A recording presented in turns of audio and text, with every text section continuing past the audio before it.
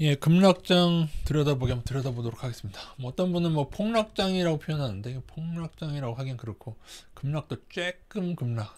사실 여러분 단기에 볼 때 이렇지 긴 그림으로 봤을 때는 그냥 조정장으로 봐도 무관하죠. 그죠?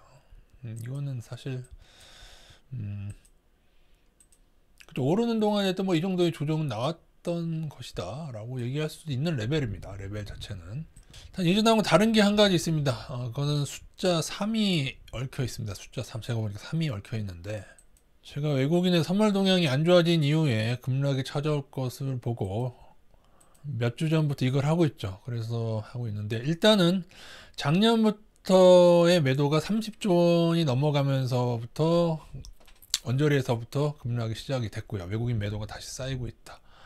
그리고 또 하나는 외국인 코스피 선물도 하방으로 마이너스 3조 원 합치면 3조 원 되죠. 쌓이면서부터 원래 넘었었습니다. 3조 5천억까지도 갔었죠. 왔다 갔다 3조에서 왔다 갔다 하면서 코스피만으로 볼 때 그렇게 되면서 하락이 시작되었는데 하락도 3%네요. 그래서 333 법칙이 눈에 띈다. 작년 1월부터 30조 매도라는 게 매우 큰 의미를 지닌다는 점은 제가 며칠 전에 설명을 드렸습니다. 그것은 작년부터 빠져나가기 시작한 외국인 빨간색이 다시금 화이자 때 들어왔던 외국인이 다시금 그대로 다 빠져나가고 더 빠져나가면서 나온 급락이다. 이 부분이 대단히 기분이 나쁜 대목이 되겠습니다. 사실 작년 2, 3월 급락대를 돌이켜 보면은 그 당시도 지금처럼 선물의 매도가 3조 원이 넘게 쌓였을 때 나왔고, 그리고 그 당시 그 이전에도 작년 말부터도 외국인은 팔고 개인들은 계속 사는 행태가 있었습니다. 그래서 그 당시도 제가 조금 그때도 인버스를 좀 끼면서 저희가 대처했던 기억이 나고요. 사실은 그때보다 외국인은 더 많이 빠져나갔고 개인은 더 많이 매수했으며 선물은 비슷합니다만, 그때는 선물이 마이너스 3조 원에서 막 4조 원, 5조 원으로 늘었던 걸로 기억을 합니다. 이땐 그렇게 저는 제 기억에 맞을 거예요. 그러면서 외국인 매도도 가속되면서 외국인이 급락을 시킨 거죠. 그죠?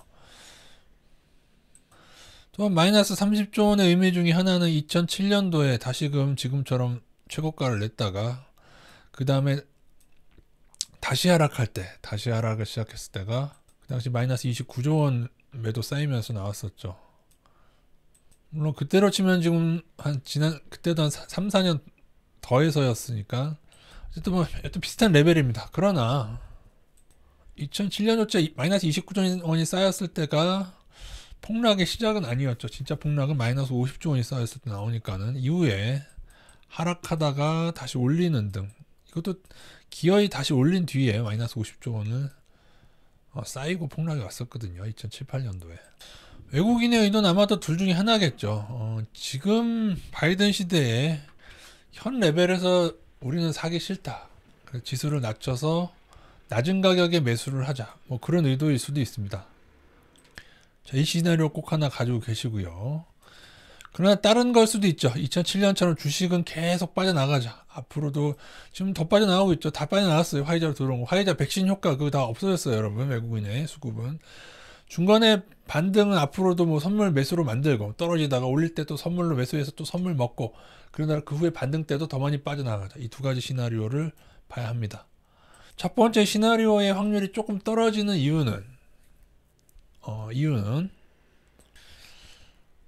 지수가 떨어진다고 개인들이 매도를 할 것인가 하는 문제입니다. 개인이 매도를 해줘야 외국인이 사죠. 떨어졌는데 개인들이 더 많이 매수해버리면 매수를 할 수가 없는 것이죠. 그죠? 보통은 이러한 시기 때 급락을 만들어내는 이유 중에 하나는 반대 매매를 위한 겁니다. 여러분이 신용잔고를 써서 빚을 져서 매매를 하게 되면요, 다 보고 있습니다. 외국인 종목마다 신용잔고 비율이 딱 나오고요. 그래서 어느 마이너스 몇 프로 하락시키면 그 신용잔고가 자동적으로 반대 매매됩니다. 그걸 노리는 경우가 있는데, 근데 지금의 화랑 정도면은 반대 매매 당할 정도까지 눌러서 반대 매매가 나오더라도 또 다른 매수세가 유입해서 저는 쉽지 않을 거라고 봅니다. 이것이 조금은 사실 이럴 거면은 작년에 그 화이자 때 그렇게 퉁쳐서 외국인이 퉁쳐서 올린 건데 그렇게 많이 올리지 않았을 거예요. 그때도 상황 따라서 더 낮출 수 있었는데 이들이 뭔가를 더 지수를 높이면서 오히려 높이 빠져나가려고 하는 느낌이 훨씬 더 많이 든다. 이것도 제가 설명드렸습니다만 작년 선물 동향을 보면 외국인이 오르는 동안에는 어떻게 하는지 어떻게 기막히게 알아. 이번에도 선물 하방치고 하락시키고 아주 기가 막히게 잘 알고 있다. 해외 지수가 어떻게 흘러갈 것도 다 알고 그래서 선물 플레이가 가능했던 것이죠. 이 두 가지를 다 보셔야 되는데 제가 볼 때는 이 가능성이 더 커 보입니다. 지금으로서 이거를 아주 배제할 수는 없지만은 제가 볼 때는 이 가능성이 조금은 더 커 보인다. 왜냐하면 여러분 외국인의 습성상 정말 좋아 보이면은요 그냥 가격대 상관없이 그냥 그 기업을 매수하는 경향이 있습니다. 근데 물론 이제 신용장고는 털어내는 일을 특히 기관은 많이 하고요. 근데 외국인도 하긴 하는데, 근데 그럴 거였으면은 이 지점보다는 좀 더 해야 될 지점이 많이 있었거든요. 이렇게 오르기 전에 이미 오르기 전에 얘네들이 충분히 할 수 있었어요. 지수를 못 낮춘다고요? 외국인이 지수를 못 낮추면 작년 폭락은 나올 수 없었어요. 작년 폭락은 ELS를 위해서 월가가 본격적으로 던진 거 아닙니까? 확실한 거 있죠. 월가의 나스닥 선물 노리는 찐이다. 다우 나스닥 움직이면서 각국의 선물 시장을 통해서 심지어 조정과 급락과 급등을 모두 다 이들이 선물 놀이를 통해서 이득을 가져가고 있다. 이 의미는 이제 많은 사람들이 세뇌를 당해서 나스닥이든 한국 주식이든 무조건 올라간다. LG와 기아의 야구 경기에서 무조건 LG가 이긴다라고 개인들이 베팅하면은 기아로의 승부를 조작한다는 것입니다. 선물 시장은 주식 시장과 따로 열리는 새로운 토토판입니다. 축구 경기든 야구 경기든 그 경기가 아니고 또 다른 시장에서 열리는 토토판이 바로 선물 시장인데 그 시장이 너무너무 커졌고 너무너무 커졌기 때문에 승부 조작이 일어난다. 그렇게 보시면 되겠습니다. LG와 기아의 승부 조작을 위해서는 LG의 전력이 엄청나게 좋아 보이는 그게 필요하죠. 그런 것들을 통해서 많이 가두리쳐서 개인이 LG 엄청나게 베팅했을 때 그때 기아로의 승부 조작을 할 수가 있는 겁니다. 지금 그러한 상방의 세뇌 과정들이 많은 뉴스를 통해서 나오고 있습니다. 물론 저는 LG 기아 누가 더 잘하는지 모르는데 저는 야구에 잘 관심이 없어가지고요. 조정은 어디까지 올까요? 첫째, 떨어지는 칼날 함부로 예상한 것만. 작년 3월에 그랬죠. 반등은 거의 미미했고 그냥 무조건 떨어졌습니다. 함부로 하락을 예상했다가 당하는 경우가 많습니다. 그러나 여러분, 고점에서 지금처럼 많이 올린 고점, 작년의 폭락은 고점에서의 폭락이라고 보긴 그렇죠. 진짜 고점에서의 진성 하락은 반드시 재상승하면서 헷갈리게 한다. 이걸 꼭 아셔야 됩니다. 이건 2007년 8년도 마찬가지였고요. 닷컴버블 때도 마찬가지였다.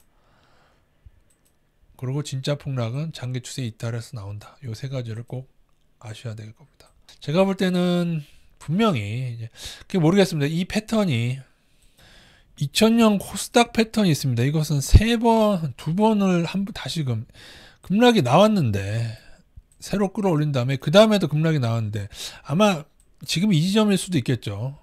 근데 이 급락이 꽤 큽니다. 왜냐면 이때도 2700에서 1600까지 떨어졌으니까 거의 지수만으로 40% 정도가 꼬라 박았어요. 근데 기어이 다시 올려서 또 재상승을 만든다. 제가 볼 때는 지금까지 끌어올린 게 여기라고 칩시다. 여기라고 쳐요. 물론 단 이걸 나스닥으로 생각을 하셔야지. 우리나라 증시는 닷컴 버블 때만큼 버블이 아니다. 그렇게 보여지는데 그렇죠. 우리나라는 지금 요걸 수도 있습니다. 향후에 이게 더 나올 수도 있을지도 그것도 모르겠어요. 지금 이 하락일 수도 있어요, 여러분. 다 나스닥으로 봤을 때 말입니다. 나스닥이 지금 다시 올랐지 않습니까? 근데 이게 이후에 만약 나스닥의 고점을 맞을 당시가 되면은 잠깐 요 정도 한 5에서 10% 정도 하락하다가 다시 올리고 하면서 헷갈리는 패턴이 있고 아니면은 이 첫 하락 자체도 꽤 크게 하락하고 꽤 크게 올리는 이 두 가지 패턴. 그러니까는 그 헷갈리게 하는 미련의 반등의 폭이 큰 경우를 꼭 염두에 두자. 그죠? 기나긴 하락으로 가기 전에 이 미련의 반등의 폭이 이 레벨이 클 확률은 조금 열어두자. 그죠? 그러나 많이 떨어져도 분명히 다시 올려서 헷갈리게 할 겁니다. 나스닥 같은 경우에는 쉽게 죽지 않을 거예요. 그래야지 끝까지 그래야지 가드를 칠 수가 있죠. 이게 바로 하락의 시작점이죠. 이게 하락의 시작점. 근데 언제나 그랬듯이 장기 추세가 이탈하는 이 지점에서 급락이 온다. 여러분 잘 보세요. 이 지점 여기까지 이 지점은 무려 고점에서, 이게 고점이 2,900이거든요. 여기는 2,000선이에요. 무려 고점에서 30% 가까이 하락한 지점에서 진짜 급락은 2,000에서 나중에 500대까지 오게 됩니다. 이게 버블의 무서움이에요, 여러분. 나스닥 여러분 5,000 아래로 간다는 게 여러분 제가 괜히 뱉는 말 같습니까? 나중에 5,000 아래 과매도 되면 3,000 아래도 갈 수 있을 것 같은데, 제가 볼 때는 13,000이 3,000까지 3,000대까지 4,000을 깬다고요? 라고 묻겠지만 why not? why not? 코스닥 2,900 갔다가 나중에 한 7년 후에 240까지 떨어, 10분의 1까지 떨어졌는데 지수가, 그죠? 2008년도에 245까지 떨어졌으니까요. 이게 뭐다? 버블이다. 나스닥은 이걸 생각을 해야 된다. 그래서 하방 세력들이, 여러분 너무 자신감 넘치지 마십시오. 여러분이 뭔가를 다 안다고 착각하지 마세요. 이들이 이렇게 여러 번을 퉁쳐서 올리는 이유는 하방을 확신했던 사람들의 그 의도를 한 번, 두 번, 세 번에 거쳐서 꺾고, 심지어 여기서는 반등이 작아지고, 이것도 작진 않은데요. 그죠? 이것도 거의 한 3, 40% 아닙니까? 지수가. 이게 여기서의 반등도 이렇게 나와서 이렇게까지 헷갈리게 한 게 어떻게 해요? 2007년도 약간 모습이잖아요. 2008년도 여기서 폭락할 때. 예? 꼭 여기서 이게 컸잖아요, 이게. 여러 가지 변이 패턴을 생각하더라도, 자, 닷컴 버블 때 나스닥 차트 한번 보여드릴까요? 닷컴 버블 때 나스닥은 버블이 해서 급락을 했습니다만은, 이때로 돌아가 보면은 작아 보이지만 엄청난 폭등과 엄청난 급락입니다. 그 당시로 봤을 때는. 이때로 한번 돌아가 보겠습니다, 여러분. 자, 여러분 제가 친절하게 2000년으로 돌아와 드렸습니다. 예, 이게 버블입니다. 이게 닷컴 버블 당시에 나스닥의 모습. 나스닥은 그 당시에 좀 더 아래 레벨을 이렇게 한 1000선 레벨에서 한 5000선 가까이 폭등을 했었고요. 이때가 5000선이니까요. 단계 5배를 폭등을 하고, 그 다음에 정확히 제자리까지 왔습니다. 거의 제자리까지 와서 1000선 찍었잖아요. 이때는 물론 이제 코스닥의 버블보다 좀 적죠. 아닌가? 따지고 보니까 오른 비율은 비슷하네요. 한 5배 정도니까. 그죠? 비율은 비슷한데 조금 다르죠. 그죠? 요런 패턴도 있다는 걸 알아두셔야 됩니다. 와, 이때 이 막판 스퍼트, 이 느낌, 지금 느낌 아닌가요, 여러분? 아닌가요? 그죠? 요것도 비슷한데, 그죠? 아닌가요? 잘 보세요. 지금하고 잘 보세요. 요렇게 하다가 잠깐 쉬었다가 또 요렇게 하는 거, 요것도 좀 비슷한데요, 그죠? 때로는 그래서 막판 스퍼트 첫 급락이 큰 경우가 있습니다. 그러니까 지금도 모르겠어요. 이게 클 수도 있고 작을 수도 있고, 그리고 지금이 끝이 아닐 수도 있어요, 여러분. 선물이 무조건 매도 컸다 그러는 게 아니라 지금 여길 수도 있죠, 여기. 한 번 더 올리던 늘 첫 급락을 생각하시고, 그 후에 지금은 이 윗단보다 아래인데 이게 늘 이렇게 아까 코스닥처럼 나오고 몇 번에 거쳐서 헷갈리게 한 다음에 나오는 패턴, 이러다가 또 이렇게 해서 이런 패턴까지 하는데, 근데 너무 무리하게 올렸을수록 첫 급락이 좀 큰 경향이 있습니다. 이때 너무 무리하게 올렸던 거예요, 작전하는 세력들이. 그리고 또 하나, 미련의 반등은 한 번 작지만 한 번도 작진 않아요. 사실은 그냥 3,000선에서 4,000선 왔다 갔다 했기 때문에 작지 않아요, 여러분. 이 반등도 꽤 크다. 그리고 또 반등하고, 그래서 이때도 결론은 뭐다? 장기 추세가 이탈한 이 지점이 폭락의 시작이다. 어쨌든 간에. 아시겠어요? 이때 공매도 했던 사람이 다시 오르니까 공매도 버리고 어쩌고 하다가, 그 다음에 여기서 잠깐 방심한 순서에 또 급하게 하락해서 제자리로 간다. 5,000선에서 1,000선까지 가는데 불과 몇 년이 걸리지 않았습니다. 3년. 제가 볼 때 나스닥도 급락 시작되면 한 2, 3년 안에 이렇게 한 5,000선 아래로 가게 될 확률이 큽니다.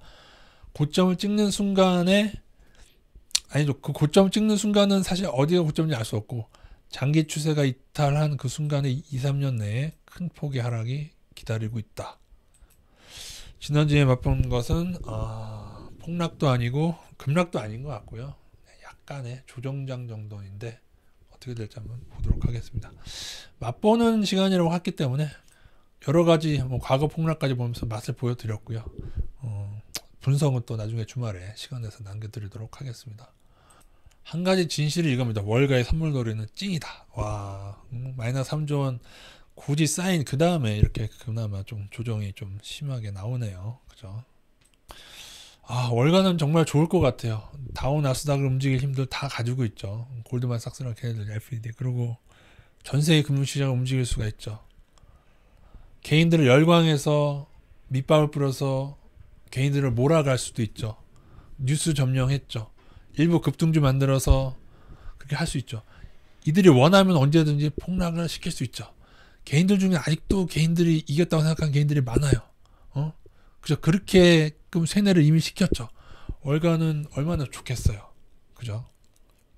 움직이는데 내가 움직이는데 내가 이 LG와 기아의 승부를 조작할 수 있는데, 내가 결정권이 있는데, 뛰는 선수들을 다 매수해 놨는데, 그죠? 얼마나 좋겠어요. 아, 개인만 불쌍할 뿐입니다.